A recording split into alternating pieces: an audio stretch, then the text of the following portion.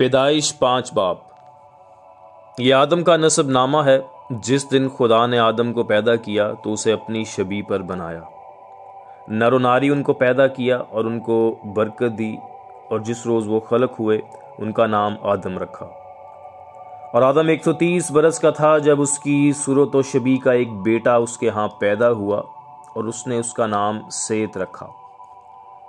और सेत की पैदाइश के बाद आदम 800 बरस जीता रहा, और उससे बेटे और बेटियां पैदा हुईं।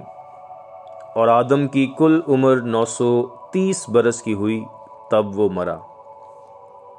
और सेत 105 बरस का था जब उससे अनूस पैदा हुआ। और अनूस की पैदाइश के बाद सेत 800 बरस जीता रहा, और उसे बेटे और बेटियां पैदा हुईं। और सेत की कुल उम्र 912 बरस की हुई तब वो मरा। और अनूस 90 बरस का था जब उससे कीनान पैदा हुआ। और कीनान की पैदाइश के बाद अनूस 815 बरस जीता रहा, और उससे बेटे और बेटियां पैदा हुईं। और अनूस की कुल उम्र 905 बरस की हुई तब वो मरा। और कीनान 70 बरस का था जब उससे महललेल पैदा हुआ। और महललेल की पैदाइश के बाद कीनान 840 बरस जीता रहा, और उससे बेटे और बेटियां पैदा हुईं। और कीनान की कुल उम्र 910 बरस की हुई तब वो मरा। और महललेल 65 बरस का था जब उससे यार्द पैदा हुआ। और यार्द की पैदाइश के बाद महललेल 830 बरस जीता रहा, और उससे बेटे और बेटियां पैदा हुईं।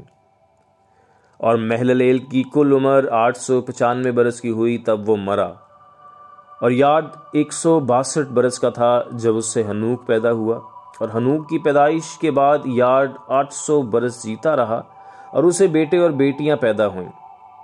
और यार्द की कुल उम्र 962 बरस की हुई तब वो मरा। और हनूक 65 बरस का था जब उससे मतूसला पैदा हुआ। और मतूसला की पैदाइश के बाद हनूक 300 बरस तक खुदा के साथ चलता रहा, और उससे बेटे और बेटियां पैदा हुईं। और हनूक की कुल उम्र 365 बरस की हुई। और हनूक खुदा के साथ साथ चलता रहा, और वो गायब हो गया क्योंकि खुदा ने उसे उठा लिया। और मतूसला 187 बरस का था जब उससे लमक पैदा हुआ। और लमक की पैदाइश के बाद मतूसला 782 बरस जीता रहा, और उसे बेटे और बेटियां पैदा हुईं। और मतूसला की कुल उम्र 969 बरस की हुई तब वो मरा। और लमक 182 बरस का था जब उससे एक बेटा पैदा हुआ, और उसने उसका नाम नू रखा, और कहा कि ये हमारे हाथों की मेहनत और मुशक्कत से जो ज़मीन के सबब से है, जिस पर खुदा ने लानत की है, हमें आराम देगा। और नूह की पैदाइश के बाद लमक 595 बरस जीता रहा, और उससे बेटे और बेटियां पैदा हुईं। और लमक की कुल उम्र 777 बरस की हुई तब वो मरा। और नूह 500 बरस का था जब उससे सिम, हाम और याफ्त पैदा हुए। आमीन। पैदाइश 6 बाब। जब रोए ज़मीन पर आदमी बहुत बढ़ने लगे और उनके बेटियां पैदा हुईं, तो खुदा के बेटों ने आदमी की बेटियों को देखा कि वो खूबसूरत हैं, और जिनको उन्होंने चुना उनसे ब्याह कर लिया। तब खुदावन ने कहा कि मेरी रूह इंसान के साथ हमेशा मुज़ाहमत ना करती रहेगी, क्योंकि वो भी तो बशर है, तो भी उसकी उम्र 120 बरस की होगी। उन दिनों में ज़मीन पर जब्बार थे। और बाद में जब खुदा के बेटे इंसान की बेटियों के पास गए तो उनके लिए उनसे औलाद हुई। यही कदीम ज़माना के सूरमा हैं जो बड़े बड़े नामवर हुए। और खुदावन ने देखा कि ज़मीन पर इंसान की बदी बहुत बढ़ गई, और उसके दिल के तसव्वुर और ख़याल सदा बुरे ही होते हैं। तब खुदावन ज़मीन पर इंसान को पैदा करने से मलूल हुआ और दिल में गम किया। और खुदावन ने कहा कि मैंने इंसान को जिसे मैंने पैदा किया रोए ज़मीन पर से मिटा डालूंगा, इंसान से लेकर हैवान और रेंगने वाले जानदार और हवा के परिंदों तक, क्योंकि मैं इनके बनाने से मलूल हूँ। मगर नूह खुदावन की नज़र में मकबूल हुआ। नूह का नसबनामा ये है। नूह मर्द रास्तबाज और अपने ज़माना के लोगों में बेऐब था, और नूह खुदा के साथ साथ चलता रहा। और उससे 3 बेटे सिम, हाम और याफ्त पैदा हुए।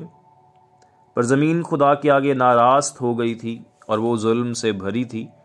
और खुदा ने ज़मीन पर नज़र की और देखा कि वो नाराज़ हो गई है, क्योंकि हर बशर ने ज़मीन पर अपना तरीका बिगाड़ लिया था। और खुदा ने नूह से कहा कि तमाम बशर का खात्मा मेरे सामने आ पहुंचा है, क्योंकि उनके सबब से ज़मीन जुल्म से भर गई। सो देख, मैं ज़मीन समेत उनको हलाक करूँगा। तू गोफर की लकड़ी की एक कश्ती अपने लिए बना, उस कश्ती में कोठरियाँ तैयार करना और उसके अंदर और बाहर राल लगाना। और ऐसा करना कि कश्ती की लंबाई 300 हाथ, उसकी चौड़ाई 50 हाथ और उसकी ऊंचाई 30 हाथ हो। और उस कश्ती में एक रोशनदान बनाना और ऊपर से हाथ भर छोड़कर उसे ख़त्म कर देना। और उस कश्ती का दरवाज़ा उसके पहलू में रखना और उसमें 3 दर्जे बनाना, निचला, दूसरा और तीसरा। और देख, मैं खुद ज़मीन पर पानी का तूफान लाने वाला हूँ, ताकि हर बशर को जिसमें ज़िंदगी का दम है दुनिया से हलाक कर डालूं, और सब जो ज़मीन पर है मर जाएंगे। पर तेरे साथ मैं अपना अहद कायम करूँगा और तू कश्ती में जाना, तू और तेरे साथ तेरे बेटे और तेरी बीवी और तेरे बेटों की बीवियाँ और जानवरों की हर किस्म में से 2-2 अपने साथ कश्ती में ले लेना, कि वो तेरे साथ जीते बचें, वो नर ओ मादा हों। और परिंदों की हर किस्म में से और चरिंदों की हर किस्म में से और ज़मीन पर रेंगने वालों की हर किस्म में से 2-2 तेरे पास आएं, ताकि वो जीते बचें। और तू हर तरह की खाने की चीज़ लेकर अपने पास जमा कर लेना, क्योंकि यही तेरे और उनके खाने को होगा। और नूह ने यूं ही किया जैसा खुदा ने उसे हुक्म दिया था, वैसा ही अमल किया। पाक कलाम का पढ़ा और सुना जाना हम सब के लिए बाइस बरकत हो। आमीन।